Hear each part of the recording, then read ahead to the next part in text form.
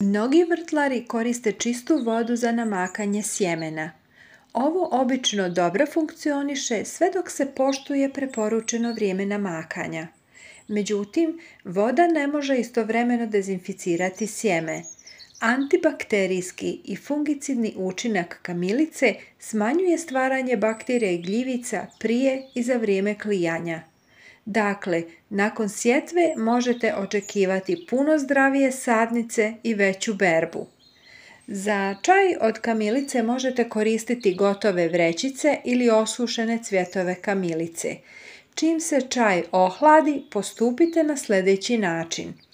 Stavite sjemenke u teglu ili zdjelu i napunite ih hladnim čajem od kamilice dok ih potpuno ne pokrijete. Stavite posudu na toplo i svjetlo mjesto. Dužina namakanja zavisi od tvrdoće opne. Za sjeme s mekom ili tankom korom dovoljno je nekoliko sati, a sjemenke s debelom korom treba potopiti u ovu kupku između 12 i 24 sata. Ako je sjeme starije, preporučuje se i duže vrijeme izlaganja. Da biste pronašli optimalno vrijeme namakanja, sjeme treba provjeravati svakih nekoliko sati.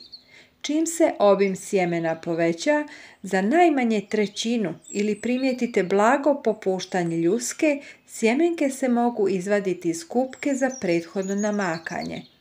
Posadite sjeme u zemlju što je prije moguće. Dragi prijatelji, lajkujte ovaj video kako bi ga video što veći broj ljudi.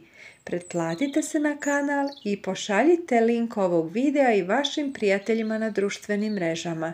Hvala vam na tome.